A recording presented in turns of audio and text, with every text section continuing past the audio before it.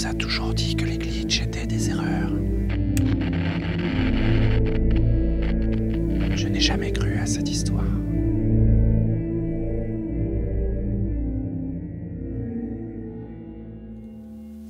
Bonjour à tous, c'est Monsieur Kaox. On se retrouve pour Fils de Glitch numéro 6, il va y avoir pas mal de changements. Non. Déjà dans le style, j'ai changé le style graphique parce que j'ai décidé de me coller au glitch et de reprendre ma plume, comme vous avez pu le voir sur ma page Facebook. Donc je pars sur le glitch d'un certain Kel Altaar qui m'a envoyé ça il y a assez longtemps et j'ai trouvé ça intéressant, le côté monochrome, donc voilà. Donc je suis parti sur une espèce de bec, vous voyez, il a une tête et un corps assez gros, assez volumineux, et je me suis dit mais quel est ce type de bête, quelle est cette chose? Donc un bec courbé comme ça, mais qu'est-ce qu'il pourrait bien manger, comment ça s'ouvre? Donc voilà pourquoi j'ai regardé comment ça pouvait s'ouvrir, et les petites recherches m'ont donné ce genre de choses. Ça m'a surtout fait penser un peu à une autruche, le long cou. Pourquoi... Après, je me suis posé la question pourquoi il avait un long cou. Donc là, j'ai regardé comment il pouvait baisser et à quoi ça lui servait. Je lui ai mis des petites pattes. Je me suis dit, mais disons que c'est vraiment une autruche. Donc j'ai décidé de dessiner le corps d'une autruche.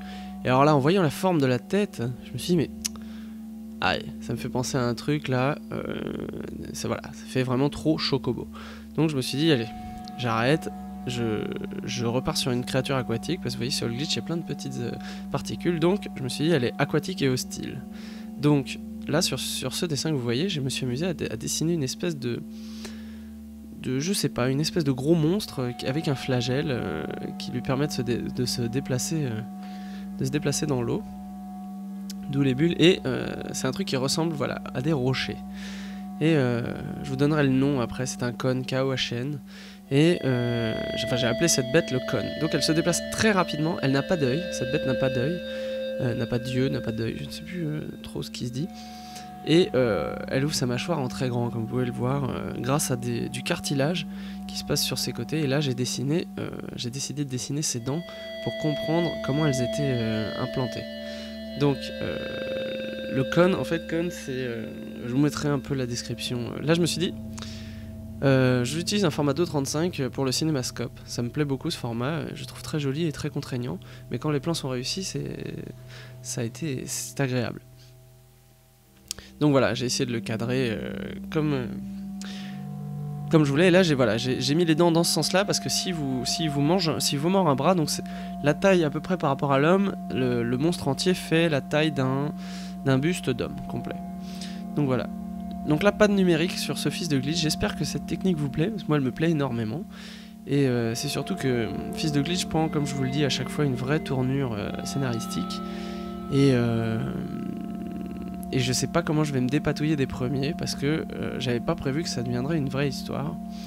Je voulais raconter des histoires autour des glitches, mais là on me propose, et moi ça me plaît beaucoup, de raconter vraiment clairement une histoire avec le monde de Colin. J'ai raconté ça à des gens à qui ça a plu.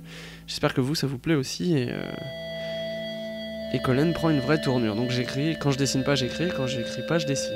Donc voilà, ma vie se résume à ça, et c'est grâce à vous, à tous les tirages que j'ai pu vendre, merci à vous, et à tous les messages de soutien que je reçois. Donc le Khon, K-H-O-N, est une créature qui n'a pas d'yeux et qui se déplace dans les fonds marins. Donc là je suis en train de lui dessiner ses dents. Il n'a pas de très grandes dents, mais j'ai essayé de le rendre impersonnel et suffisamment menaçant dans son aspect. C'est-à-dire qu'il ressemble plus à un caillou quand il est fermé qu'à une créature. Ce qui fait que ça trompe un peu les gens qui ne savent pas ce que c'est, quoi, les profanes. Donc voilà, là je pars sur le dessin du flagelle, et ce que j'aime dans la plume, c'est que ça me permet vraiment de faire des pleins et des déliés. Et au bout, j'ai fait un petit croc, un petit dard, qui va être convoité par l'homme. C'est pour ça que cette bête, le Khon, va être chassé pour faire des colliers, parce que ça vous donne une espèce, ça a des vertus de bon augure, on va dire. Enfin, c'est surtout des charlatans qui s'amusent à chasser le Khon au risque de leur vie ou de leurs membres. Parce que ça vous gobe pas en entier, mais ça vous arrache un bras facilement. Donc, les dents très acérées, il y a quand même 2 belles rangées de dents. Et enfin non, il n'y a qu'une rangée de dents, mais il y a 2 étages de dents, comme n'importe quelle bête, n'importe quel homme. Et donc le but de cette bête, vous voyez pourquoi je prends vraiment du temps à la dessiner à la plume, parce que ça me fait énormément plaisir de dessiner à la plume, je dessine à la plume d'habitude, Et je m'étais vraiment... bon, vous m'avez découvert avec le style numérique, mais j'aime beaucoup la plume. J'espère que ça vous plaît, parce que moi ça me botte carrément de dessiner à la plume. En plus ça me permet d'avoir un original, donc ça me fait plaisir. Et donc vous voyez la bête, vous verrez plus tard quand je ferai la profondeur de son mâchoire, je me dis mais il faut vraiment qu'elle ressemble pas à une bête. C'est-à-dire qu'il faut qu'on découvre que c'est une bête uniquement quand elle a la gueule ouverte pour augmenter le côté menaçant de la bête. C'est-à-dire que vous la voyez pas, mais elle vous sent. Elle n'a pas d'yeux, elle n'a pas de nez, elle n'a rien, elle n'entend pas, mais par contre, elle se repère à la chaleur et aux masses. Elle a une espèce de sonar, et dès qu'elle combine mouvement et chaud, hop, elle attaque. C'est pour ça que pour les chasser, ils ont développé des billes d'acier, comme des boulets d'acier, avec un gel chauffant à l'intérieur, et ils les lâchent depuis les bateaux. Ils savent où sont les cônes, les mecs. Et depuis les bateaux, ils s'amusent à les attraper. Ils lâchent les boulets, ils les activent, ils les lâchent. Et une fois que les boulets arrivent proches des cônes, hop, les cônes pensent que c'est des poissons chauds ou quoi. Vous allez voir, tout au fur et à mesure de Colin, je vais créer un bestiaire, un système économique et tout ça. Donc tout avance. Le premier monstre, vous le voyez en direct, c'est le cône. Et cette bête est vraiment une plaie pour les nageurs, quoi, parce que c'est pas non plus la guerre dans le monde de Colin, et il y a des gens qui se baignent, et le problème c'est qu'il y a des accidents tout le temps, parce qu'en faisant de la plongée, ils se font attraper par des cônes, ils les voient au dernier moment. Et donc pour les chasser, pour on va dire cleaner les zones de plongée ou revendre des bouts de cônes, ils lâchent les petits boulets, et ces boulets, les cônes les mangent, et en les mangeant, ils peuvent pas les digérer, c'est des boulets, donc ils s'étouffent, meurent, et quand le cône meurt, il a la bouche ouverte, donc on le reconnaît facilement. Si la bouche est ouverte avant que vous arriviez, c'est pas de souci. Si vous voyez rien, méfiez-vous. Donc le but, c'est vraiment que ça ressemble à un rocher, et ça ressemble à un rocher, j'ai l'impression. Donc j'aime vraiment faire des petites hachures, tout ça. Et donc oui, alors je vais peut-être parler de Colin en l'état général. Tous les fils de glitch qu'il y a eu, ce sont des projections de Colin en fait. C'est-à-dire que je vous ai parlé d'un projet dans le fils de glitch 5, je vais vous en parler un peu plus. Ça sera une BD, ça sera une bande dessinée.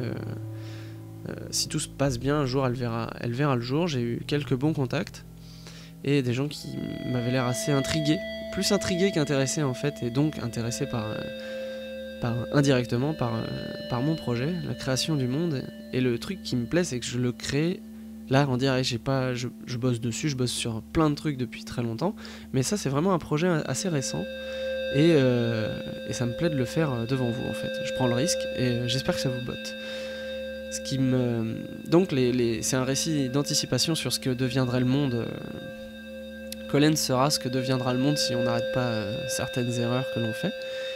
Et ce que je pense que deviendra le monde, j'ai pas forcément raison, et j'espère que j'ai pas raison.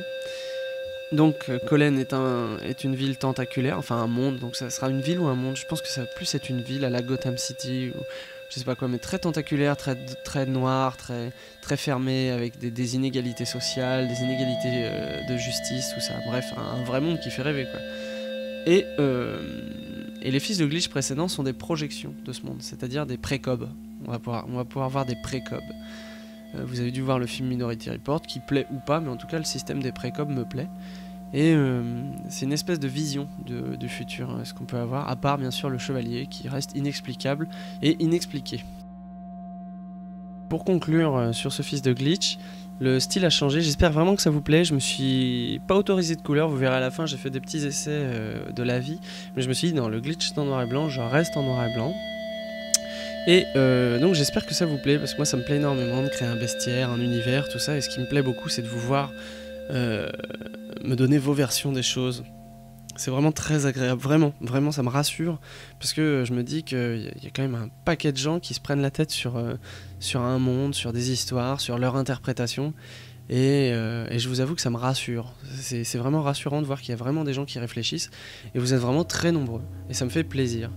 Je suis en train de réfléchir à optimiser les moyens de communication avec vous, parce que je peux... Au début je répondais aux commentaires sur Nesblog, et j'ai vraiment peu de temps pour y répondre. Je les lis tous.